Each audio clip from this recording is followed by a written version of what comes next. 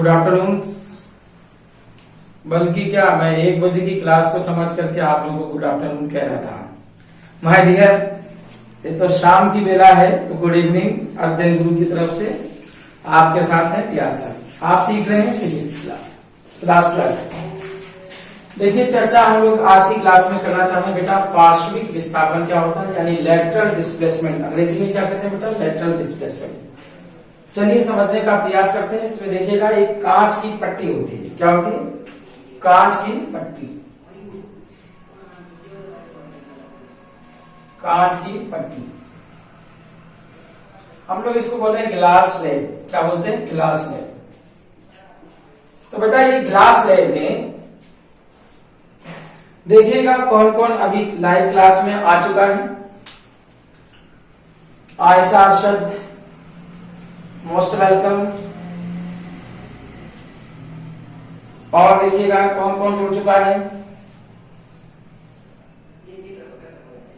आयुष चौरसिया जुड़ चुके हैं। चलिए मोस्ट वेलकम। चलिए आप सारे स्टूडेंट्स जुड़ते रहिएगा लाइव क्लास में। और देखिएगा हम लोग समझने की आज कोशिश करते हैं कि पार्श्विक विस्थापन क्या होता है, लेटरल डिस्प्लेसमेंट क्या होता है। माय डियर स्टूडेंट, देखिए पार्श्विक विस्थापन के लिए बेटा हमने एक क्या ले ली, कांच की पट्टी ले ली, ग्लास की स्लेब ले ली।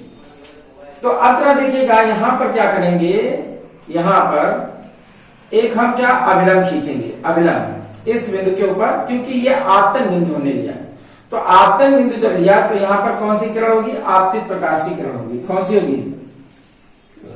आपतित प्रकाश की किरण। आपतित प्रकाश की किरण क्लियर बात की। क्या हो जाएगी? आपतित प्रकाश की किरण हमने यहां पर अब ठीक है आपतित की। तो ये वाला जो हमारा कोण होगा वो क्या होगा? आपतन कोण होगा। क्या होगा? आपतन कोण। देखिए करते क्या है हम लोग, क्या करते हैं यहां पर 2 पिन लगा देते हैं। अगर आप प्रयोग करें तो उसमें देखेंगे हम यहां पर क्या 2 पिन लगा देते हैं और एक यहां पर कांच की पट्टी लगाते हैं। तो कांच की पट्टी पर जब दूसरी छोर पर देखने पर प्रकाश की किरण मतलब यहां पर आपको नजर आएगी, और बिल्कुल इसी में यहां पर 2 पिन और लगा देते हैं। राइट। तो यहां पे बताओ प्रकाश की किरण के लिए यह माध्यम क्या होगा? विरल माध्यम होगा। क्या होगा बेटा? विरल माध्यम होगा। माय डियर स्टूडेंट क्या होगा? विरल माध्यम। देखिए यहां पर क्या है? वायु, और ये माध्यम हमारा कैसा है? सघन माध्यम। आप जानते हैं मैंने आपको बताया था कि जब कणों की संख्या पास पास होगी तो वो माध्यम क्या बन जाएगा? सघन माध्यम। जहां पर कणों की संख्या दूर दूर तो वो क्या होगा? विरल माध्यम। तो यहां पे देखिएगा वायु है और यहां पर क्या है? कांच है। तो वायु में उपस्थित कण क्या होंगे? दूर दूर होंगे, जबकि ठोस में उपस्थित कण क्या होंगे? यानी इसका मतलब पास पास होंगे। तो ये माध्यम क्या बन जाएगा? सघन। और ये माध्यम क्या बन जाएगा? विरल माध्यम बन जाएगा। राइट। तो आप सभी जानते हैं कि विरल माध्यम से कोई भी प्रकाश की किरण जब सघन माध्यम में प्रवेश करती है तो वो क्या होती है? थोड़ी सी विचलित हो जाती है। क्या हो जाती है? विचलित हो जाती है। यानी अपने पूर्व पथ का अनुसरण न करके क्या होती है? अभिलंब की दिशा में क्या हो जाती है? विचलित हो जाती है। तो यह कोण क्या होगा? आपतन कोण आई होगा, और अपवर्तन कोण क्या है? R1 है। राइट। अब यहाँ पे जरा देखिए, समझने की कोशिश करिएगा कि अपवर्तित प्रकाश की किरण ये आ रही है। अपवर्तित प्रकाश की किरण क्या हो रही है? ये आ रही है। अब ये अपवर्तित प्रकाश की किरण फिर क्या हो रही है? सघन माध्यम से किसमें जा रही है? विरल माध्यम में बेटा जा रही है। किसमें जा रही है? सघन माध्यम से विरल माध्यम में जा रही है। तो जब सघन माध्यम से विरल माध्यम में जाएगी तो अभिलंब से क्या होगी? दूर हटेगी। कहां से? अभिलंब से दूर हटेगी। याद रखना, कहां से हटेगी? अभिलंब से दूर हटेगी। तो अब यहां पे जरा देखिएगा, यह अभिलंब से दूर हट गई तो प्रकाश की किरण तो आना तो ये चाहिए, लेकिन जा फाइनली ये। तो इसको हम क्या कहते हैं? निर्गत कोण कहते हैं। क्या कहते हैं? निर्गत कोण कहते हैं। समझ में आया? क्या कहते हैं? निर्गत कोण। और ये क्या है? वो सारी निर्गत किरण होगी। ये प्रकाश की किरण हमारी क्या होगी? निर्गत किरण होगी। और ये जो कोण अभिलंब से बनाएगा वो क्या होगा? ई होगा, यानी निर्गत कोण होगा। राइट। अब यहां पे समझिएगा, ये वाला जो हमारा कोण होगा ये क्या कहलाएगा? विचलन कोण। डेल। डेल बराबर क्या हो जाएगा? I माइनस R1 हो जाएगा। क्या हो जाएगा? I minus R1। और इस प्रकार से हम यहां पे क्या करेंगे? एक अभिलंब खींचेंगे 90 डिग्री पर। ये हमने BC कह दिया, और इसी BC को हम क्या बोलते हैं? पार्श्विक विस्थापन बोलते हैं, लैटरल डिस्प्लेसमेंट बोलते हैं। क्या ये बात आपको समझ में आ गई? तो कुल मिलाकर बात ये समझ ली कि जब भी कोई प्रकाश की किरण किसी कांच की पट्टी में प्रवेश करती है, यानी वायु से सघन माध्यम में प्रवेश करती है, तो अपने अवलंब की ओर झुक जाती है और फिर पुनः जब वह प्रकाश की किरण विरल सघन माध्यम से विरल माध्यम में आती है तो वह अपने पूर्व पथ का अनुसरण करती है। अब यहाँ पर जरा देखिएगा, जहां पर दूसरा आपतित बिंदु है उससे अगर हम 90 डिग्री पर एक लाइन खींचे तो ये क्या होगा, पूर्व आपतित किरण पर जाकर के मिलेगी और इसीलिए BC की लंबाई हमारी क्या कहलाएगी, पार्श्विक विस्थापन कहलाएगी, लैटरल डिस्प्लेसमेंट कहलाएगी। क्या कहलाएगी, पार्श्विक विस्थापन कहलाएगी। तो इसकी हम लेंथ को हम क्या कह रहे हैं, D कह दे रहे हैं। और यहाँ पे हमने कांच की पट्टी की मोटाई हमने क्या ले ली, T ले ली, याद रखना। तो हम क्या कंसीडर, माना कि कोई कांच की पट्टी जिसकी चौड़ाई क्या है, T है, या जिसकी मोटाई क्या, थिकनेस क्या है, T है। चलिए देखते हैं, समझने की कोशिश करते हैं। तो यहाँ पे जरा देखिएगा बेटा, ट्रायंगल त्रिभुज OAB में, ये हमने मान लिया त्रिभुज OAB में, त्रिभुज OAB में। बताओ ये समकोणिक त्रिभुज है, कैसा है, समकोणिक त्रिभुज है। और ये देखिएगा कोण के सामने वाली भुजा क्या है, लंब, और ये सबसे बड़ी भुजा क्या है, कर्ण, और ये वाली भुजा क्या है, आधार। तो यहां से जरा देखेंगे त्रिभुज OAB में cos थीटा बराबर क्या होता है, आधार बटे क्या होता है, कर्ण होता है। क्या होता है बेटा, आधार बटे क्या होगा, कर्ण होगा। राइट, बात को समझिएगा। आधार हमारा कितना होता है, आधार यहां पर देखिएगा कोण के सामने वाली भुजा क्या, लंब, सबसे बड़ी भुजा कर्ण, और ये वाली भुजा क्या, आधार। तो आधार हमारा क्या है, T, और यहाँ पे देखिएगा कर्ण हमारा क्या है, OB, क्या है, OB। तो यहां से देखिएगा हमने क्या किया, कैंची गुणा किया। कैंची जब हम गुणा करेंगे तो इसका मतलब मिलेगा OB cos R1 बराबर क्या हो जाएगा, T। तो यहां से जरा देखिएगा OB बराबर हमने निकाल दिया, तो जो चीज गुणनफल में होती है वो कहां जाती है, भागफल में, यानी T/cos R1, समीकरण नंबर 1। शायद हमें लगता है त्रिभुज OAB में जो गणना की वो आपको समझ में आ गई होगी। राइट, अनुरोध बताएं आपको समझ में आया बेटा कि नहीं? अरे भाई आप लोग कुछ कहते नहीं हो कि समझ में आया कि नहीं आया, मुझे कैसे पता चले कि मैं आगे बढ़ूं या पीछे बढ़ूं? जरा आप हमें कमेंट बॉक्स में लिख करके बताएं कि समझ में आ रहा कि नहीं आ रहा। माय डियर स्टूडेंट, जल्दी से इतनी बात बताओ, ये समझ में आई कि नहीं? यहां तक ये त्रिभुज OAB की जो बात करी थी वो बताओ समझ में आई कि नहीं? अब जरा देखिएगा माय डियर, किस त्रिभुज में हम जाएंगे, OBC में जाएंगे। देखिए आप अपनी आंखों में ये त्रिभुज बनिएगा, ये वाला OBC। अब यहां पर देखिएगा ये 90 डिग्री, तो ये भी हमारा क्या होगा, 90 डिग्री। 90 डिग्री के सामने वाली भुजा क्या कहलाती है, कर्ण कहलाती, और कोण के सामने वाली भुजा क्या कहलाती, लंब कहलाती। अब जरा देखिएगा, मुझे ये वाली भुजा चाहिए था OB, तो OB निकालने के लिए हम क्या करें, देखिएगा हमको sin I-R1 यानी ये कोण हम लेंगे, तो sin I-R1 यानी इसका लंब बटे कर्ण हो जाएगा। लंब बटे क्या हो जाएगा, कर्ण। तो लंब इसके सामने वाली भुजा क्या कहलाए, इसके इस कोण के सामने वाली भुजा क्या है बेटा, BC, और ये BC हमारी क्या है, लंब है। समझ आया कि? क्योंकि sin थीटा, चूंकि sin थीटा बराबर लंब बटे कर्ण होता है बेटा, और लंब हमारा क्या है, BC, और कर्ण क्या सबसे बड़ी भुजा यानी OB, और हम चाह रहे हैं कि हमें OB पता चल जाए, तो इसलिए यहाँ पे देखिएगा BC/OB हमने लिख लिया। तो यहां से हमने कैलकुलेट करके OB निकाला, तो BC/sin I-R1 समीकरण नंबर 2 हम कह देंगे। क्लियर बात की नहीं? देखिएगा यहां से कैंची गुणा कर लेंगे।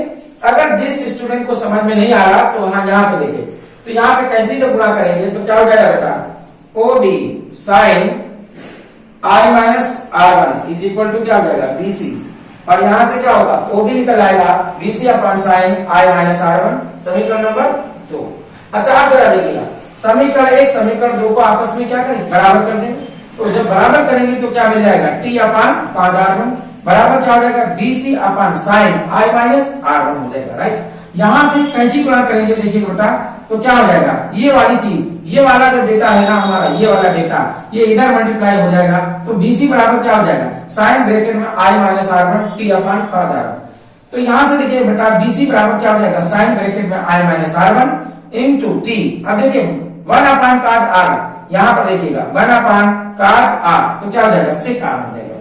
तो BC बराबर क्या फॉर्मूला हो जाएगा, यहां पे देखिएगा, अगर हम ये मान लें कि हमारा आपतन कोण बहुत कम है, तो ये ऑपरेटिंग फंक्शन काम करना बंद कर देगा।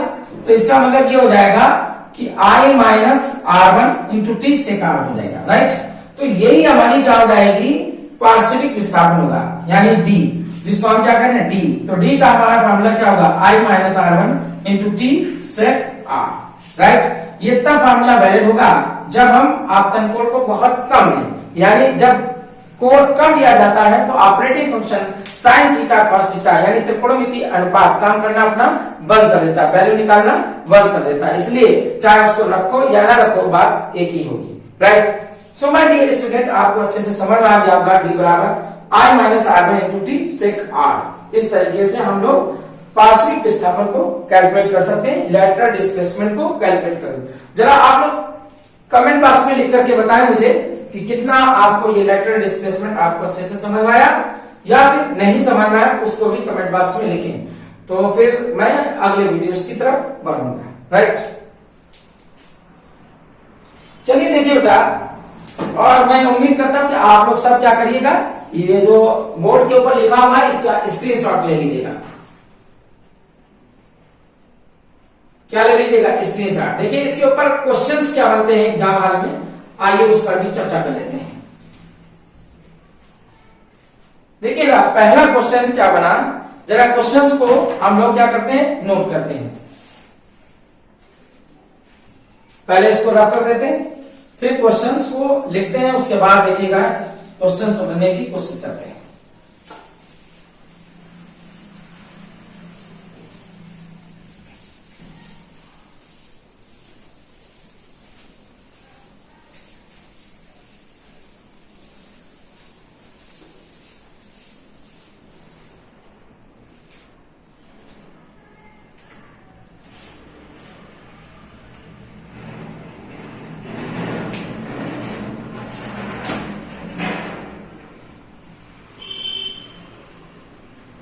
देखिए पार्श्विक विस्थापन का सूत्र हमारा d t i minus r b हो, ये ध्यान रखिएगा।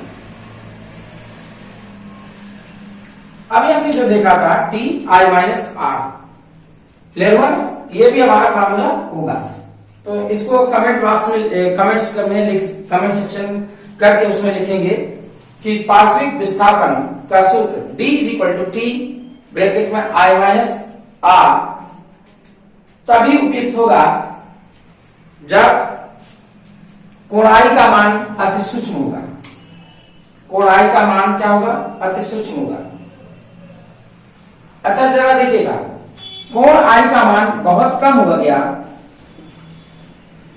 तो ऑपरेटिंग फंक्शन काम करना बंद कर दिया, तो यानी साइन हट गया।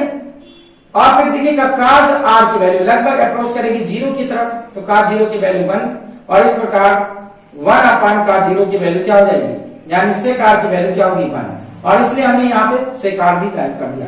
तो इसलिए फार्मूला क्या होगा, d is equal to T bracket में i माइनस आर। तो ये भी हमारा क्या होगा, पार्श्विक विस्थापन का सूत्र होगा, लेकिन ये तभी वैलिड है जब कोण i का मान क्या है, बहुत कम है।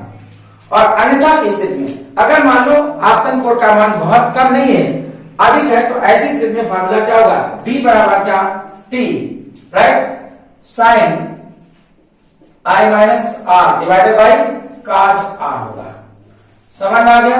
जब भाई देखिए आपतन कोण का मान कम है तो अपवर्तन कोण का मान भी कम ही होगा, तो ऐसी परिस्थिति में काज जीरो की वैल्यू 1 हो जाएगी और साइन काम करना बंद कर देगा।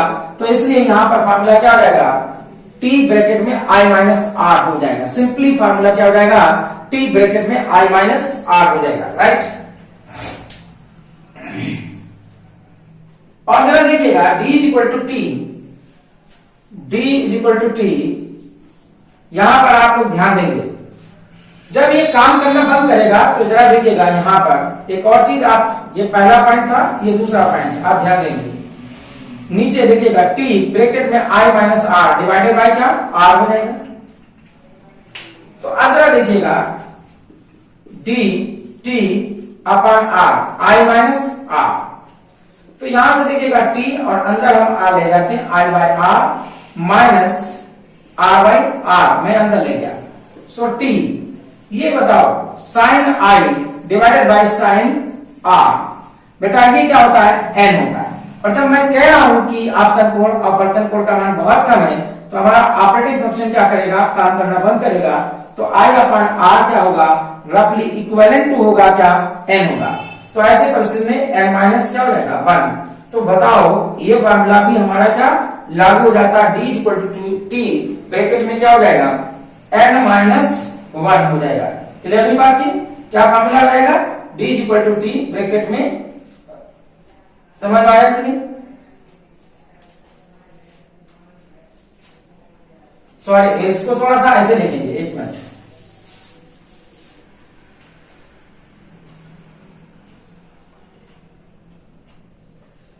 यहां पर थोड़ा सा आप ध्यान दीजिएगा, इसको मैं दूसरी तरीके से मैं लिख रहा हूं, जरा देखिएगा कैसे। एक्चुअली फार्मूला जो हमारा आता है, थर्ड फार्मूला जो अप्रोच हम चलते हैं, उसमें फार्मूले में हमारे आता है क्या, d equal to T bracket में 1 माइनस 1 बाई एन आता है, 1 माइनस 1 बाई एन आता है, ये आता है फार्मूला। तो चलिए जरा देखते हैं, ऊपर वाले फार्मूले से ही देखते हैं, जरा देखिएगा। D बराबर क्या हो जाएगा बेटा, T। और मैं यहां पर जरा देखिएगा, ये मान लो सपोज हमारा ये फार्मूला आया था T ब्रैकेट में I माइनस R, फर्स्ट फार्मूले से हम लोग देखेंगे। तो T लिया मैंने, और यहां पे जरा देखिएगा ब्रैकेट में I और काम ले लें, तो 1 माइनस R बटे I हो जाएगा, राइट। तो यहां पे जरा देखिएगा, चूंकि हम लोग जानते हैं sine I divided by sine R बराबर क्या हुआ, n, क्या हो जाएगा। तो ये साइन ऑपरेटिंग फंक्शन काम करना बंद कर देता है जब I और R की वैल्यू बहुत कम है। तो ऐसी परिस्थिति में I अपन R बराबर क्या हो जाएगा, n। तो I बराबर क्या हो जाएगा, n R हो जाएगा, राइट। I बराबर क्या हो जाएगा, n R। क्लियर हुई बात की। तो यहां पे वैल्यू रख देते हैं Ti ब्रैकेट में 1 माइनस R, और I की वैल्यू रख देते हैं n R। तो R से R cancel out, D is equal to क्या हो जाएगा, Ti ब्रैकेट में 1 माइनस 1 बाई एन हो जाएगा। और इस तरीके से एक नया फार्मूला हमारा जनरेट होता है, D equal to Ti bracket में 1 माइनस 1 बाई एन हो जाता है। तो चाहे तो फार्मूला आपको ये लिखा हुआ मिले, या फिर ये लिखा हुआ मिले, और या जो ये वाला लिखा हुआ मिले, तो ये सब क्या है, पार्शियल विस्थापन के सूत्र होंगे। तो उम्मीद करता हूं कि ये सारे फार्मूले आपको अच्छे से समझ में आए होंगे। पहला फार्मूला क्या, D equal to T bracket में I माइनस R। दूसरा फार्मूला क्या बताया, D equal to T sine I minus R divided by cos R। और तीसरा फार्मूला बताया D equal to T I bracket में 1 माइनस 1 बाई N बताया, right. जरा देखिए, इसी पर आधारित एक क्वेश्चन है, उसको हम लोग एक दो क्वेश्चन है उनको कर लेते हैं। एक सूक्ष्मदर्शी को एक बीकर में रखकर, क्वेश्चन लिखिएगा, एक सूक्ष्मदर्शी को एक बीकर में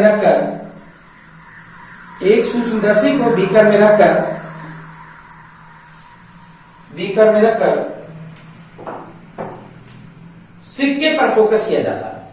किस पर फोकस किया जाता है, सिक्के पर फोकस किया जाता है, सिक्के पर फोकस किया जाता है। सूक्ष्मदर्शी को अब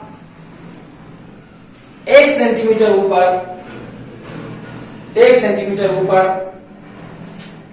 उठा दिया जाता है। सूक्ष्मदर्शी को 1 सेंटीमीटर ऊपर उठा दिया जाता है। यदि पानी का अपवर्तनांक 11/3 हो, यदि पानी का अपवर्तनांक 11/3 हो, तो सिक्के को पुनः फोकस करने के लिए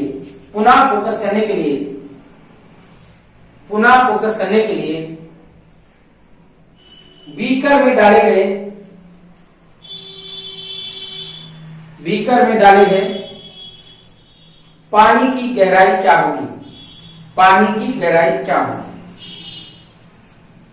तो बेटा देखो, आपको क्या दिया है क्वेश्चन में, D बराबर हमको दिया है 1 सेंटीमीटर क्वेश्चन में, आपको N बराबर दिया है 4/3। क्या दिया है, 4/3। आपसे पूछा जा रहा है, T पूछा जा रहा है क्वेश्चन में। देखिए हमने अभी बताया था डी बराबर क्या फॉर्मूला होता है, टी, और ब्रैकेट में बताया था 1/n, ये बताया था 1 माइनस 1/n बताया था, राइट। इसमें किसी को दिक्कत? बताओ भाई, कोई दिक्कत हो तो बताओ। अब देखिएगा हमको क्या दिया है, एक सूत्र, इसमें अपवर्तनांक, पानी का अपवर्तनांक कितना दिया है, 4/3, 4/3 पानी का अपवर्तनांक, यानी ए एंड डब्ल्यू आपको दिया है 4/3। तुम्हें मालूम है ए एंड जी बराबर क्या होता है, 3/2। समझ में आया, ए एंड जी बराबर क्या है, 3/2। तो हम निकालना चाहेंगे एन जी डब्ल्यू, ये निकालना चाहेंगे, तो क्या हो जाएगा बोलो, A N G divided by A N W, ये यानी एन की जगह हम ये वैल्यू रखेंगे, एन बराबर डब्ल्यू एन जी बराबर क्या, A N G divided by A N W, क्योंकि ये डेंसर मीडियम का अपवर्तनांक होता है। किसका है, क्योंकि ये कांच की पट्टी का अपवर्तनांक का मतलब क्या है, डेंसर मीडियम का अपवर्तनांक। तो यहां पर हम क्या ले रहे हैं, कांच का अपवर्तनांक जल के सापेक्ष। तो ऐसी परिस्थिति में डी बराबर क्या हो जाएगा, टी, टी की वैल्यू क्या है बेटा, 1 सेंटीमीटर, 1 माइनस और 1/n, 1/n यानी A N W divided by A N G, हम ऐसा लेंगे। तो डी बराबर क्या हो जाएगा, 1 minus A N G divided by A N W. तो बताओ मुझे क्या हो जाएगा, सॉरी गलत हम लोग लिख गए, हमें क्या लिखना था, ए एन जी डिवाइडेड बाई क्या लिखना था, ए एन डब्ल्यू। तो ए एन डब्ल्यू कहां होगा, ऊपर, और ए एन जी क्या होगा, नीचे होगा। तो यहां से बेटा बताओ डी बराबर 1 ब्रैकेट में 1 माइनस 4/3 और क्या हो जाएगा 4/3 और ये क्या हो जाएगा 3/2। तो बताओ डी बराबर 1 माइनस 2 4 को 8/9। तो बताओ डी बराबर क्या हो जाएगा 1, यहां पे 9 एलसीएम, तो यहां क्या हो जाएगा 9 माइनस 8 हो जाएगा। तो इस तरीके से बताओ मुझे डी बराबर, डी की वैल्यू क्या आएगी, डी बराबर 9 माइनस 8 क्या होगा 1/9। तो डी बराबर क्या होगा 1/9 होगा। क्या ये बात बताओ समझ में आ रही, कितना आया 1/9 आ जाएगा, राइट। इसमें किसी को दिक्कत हो तो बताओ, डी बराबर कितना आ जाएगा 1/9 आ जाएगा, ठीक है। लेकिन इसमें आप जरा देखिएगा, इस क्वेश्चन में हमें पार्श्विक विस्थापन दिया था, क्या दिया था, पार्श्विक विस्थापन दिया था, ना कि टी दिया था। इसलिए मैं कह रहा हूं कि आप लोग बड़ा ध्यान से क्वेश्चन को पढ़ेंगे। तो यहां पर क्या था, टी आपसे पूछा गया था, यहां पूछा गया था क्या 1, ठीक है। तो यहां पे हमको टी निकालना है, ये मेरी से थोड़ी सी मिस्टेक हो गई, उसको ध्यान दीजिएगा, सॉरी फॉर दिस। तो यहाँ पे टी, तो यहाँ क्या हो जाएगा टी, और यहाँ क्या हो जाएगा 1, तो यहाँ क्या हो जाएगा टी, और यहाँ क्या हो जाएगा 1। तो इस तरीके से हमारा जरा देखिएगा डेटा क्या हो जाएगा 1 is equal to T into 1/9। So T is equal to क्या हो जाएगा 9 सेंटीमीटर, राइट। कैसे गुणा करेंगे तो 9 सेंटीमीटर आंसर आ जाएगा। तो ये पार्श्विक विस्थापन का ये पहला क्वेश्चन था। चलिए दूसरा क्वेश्चन हम लोग देख लेते हैं कितना आएगा।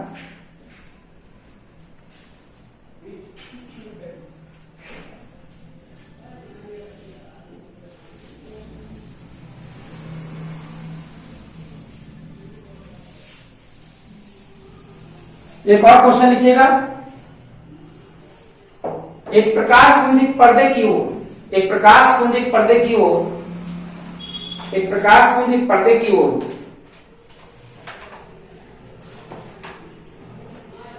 अभिसारित हो रही है। एक प्रकाश पुंज पर्दे की ओर अभिसारित हो रही है। एक समतल समांतर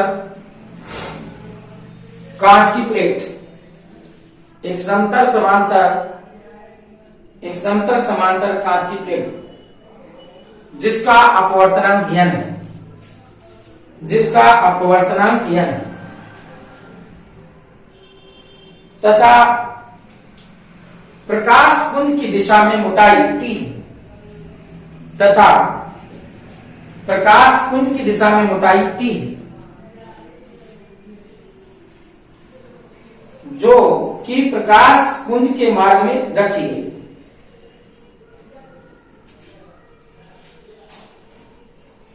प्रकाश पुंज की दिशा में रखी गई। अभिसरण बिंदु स्थापित हो जाएगा।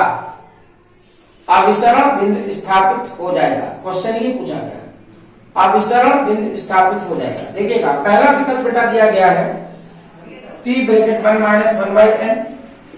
दूसरा विकल्प आपको क्वेश्चन में दिया गया t 1 प्लस 1/n। तीसरा जो विकल्प दिया गया है t 1 माइनस 1/n। और चौथा विकल्प दिया गया है t 1 प्लस 1/n। ये चार आपको विकल्प दिए गए हैं। यहां पर देखिएगा दूर, यहां पर देखिएगा दूर, और यहां पे क्या है समीप, यहां क्या है समीप।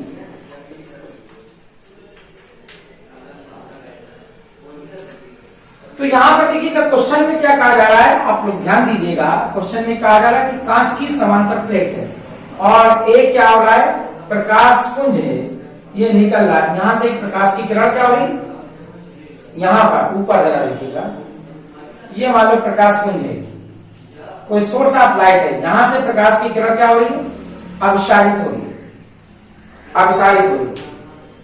और जिसका अपवर्तनांक क्या है, n है। कांच की प्लेट का अपवर्तनांक n है, राइट। और क्वेश्चन में दिया है पुंज की ये मोटाई क्या है, स्मॉल t, राइट।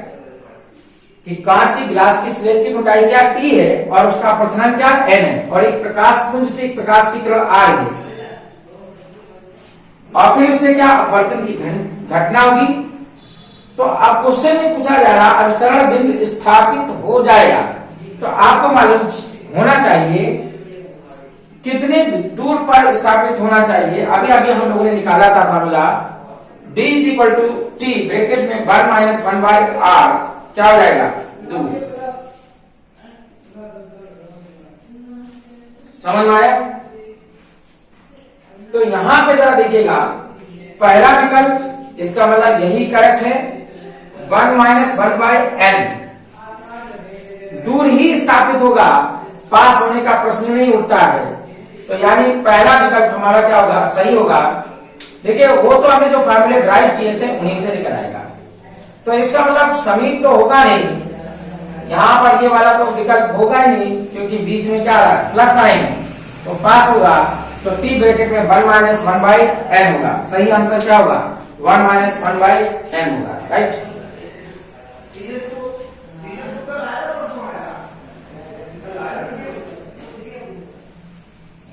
कोई दिक्कत हो तो बताओ इसमें।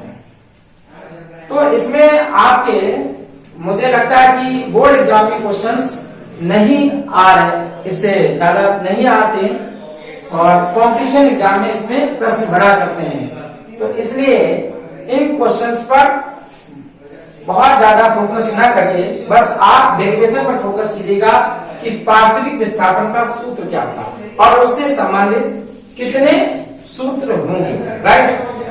तो फिलहाल कमेंट बॉक्स में आप कमेंट करके मुझे बताएं कि पार्श्विक विस्थापन यानी लेटरल डिस्प्लेसमेंट आप लोगों को कितना समझ में आया। और जितने भी स्टूडेंट हमारी आज की क्लास ले रहे थे उन सभी को वंस अगेन अध्ययन गुरु की तरफ से धन्यवाद। साथ ही साथ एक पॉइंट और इस चैप्टर्स में बचा हुआ है, वो मैं डिस्कस कर लेता हूं। जरा देखिएगा यहां पर क्या है,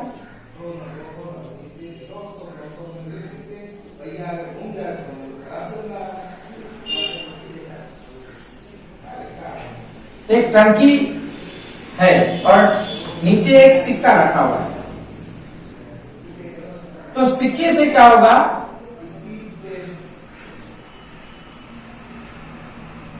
एक प्रकाश की किरण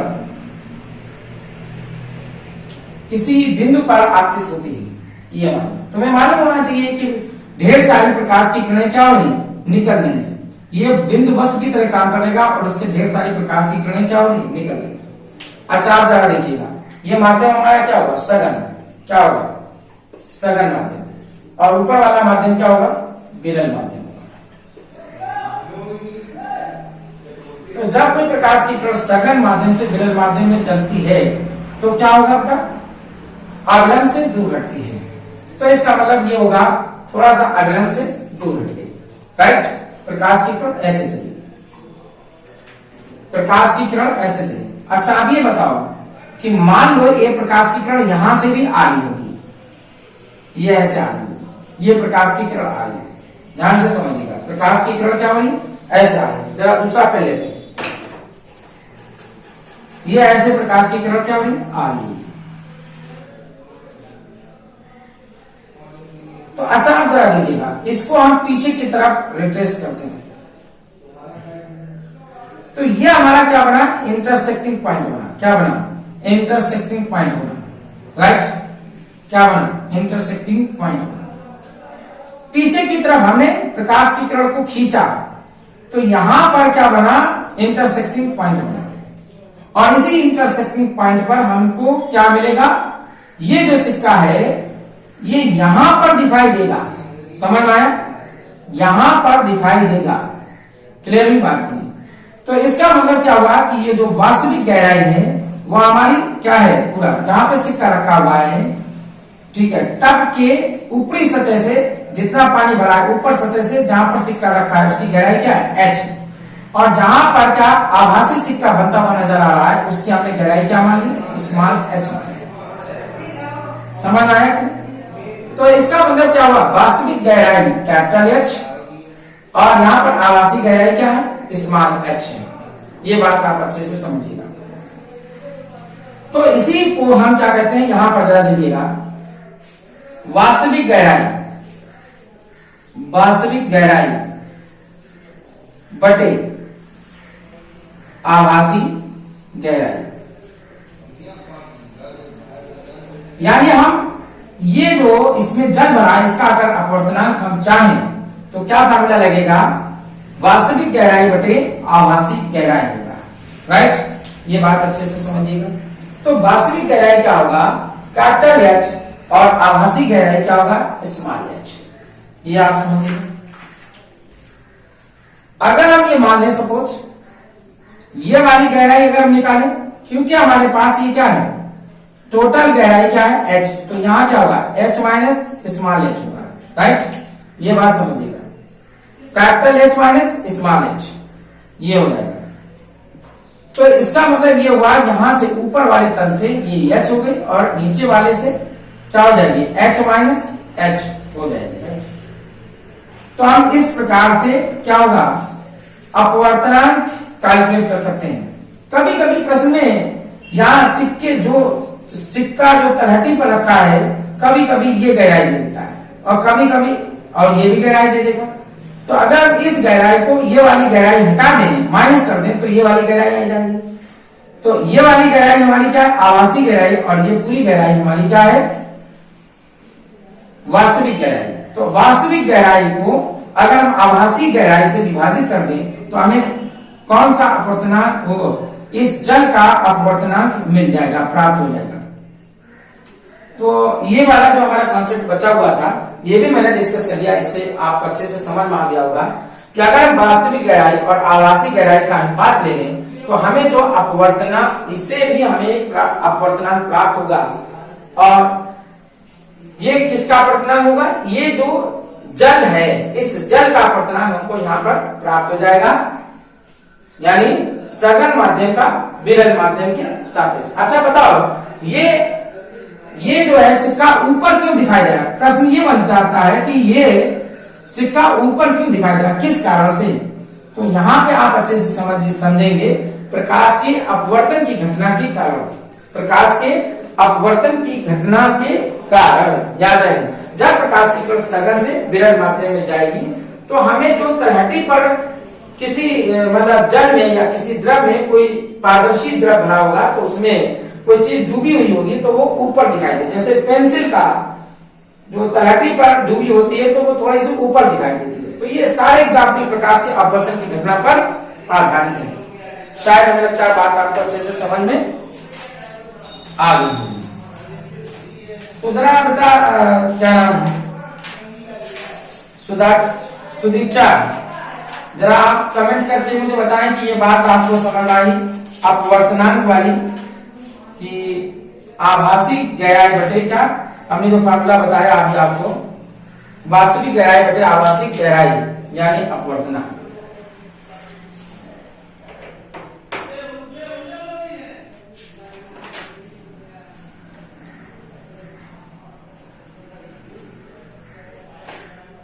तो ये बात अच्छे से समझ लीजिएगा कि हम इस सूत्र से भी अपवर्तनांक को कैलकुलेट कर सकते हैं। तो इस चैप्टर में हमारा अब कुछ भी नहीं बचा है, सारा लगभग ऑलमोस्ट खत्म हो गया है। तो कोई भी अगर सेक्शन हमारा छूटा हुआ हो तो आप लोग बताएं, मुझे कमेंट करके मुझे बताएं कि ये वाला सेक्शन हमारा क्या छूटा हुआ। आगे देखिए मैं चर्चा करूंगा।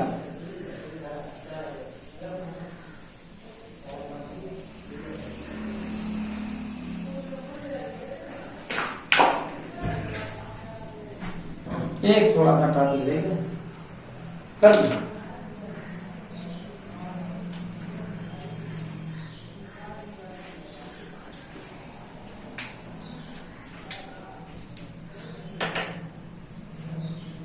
चलो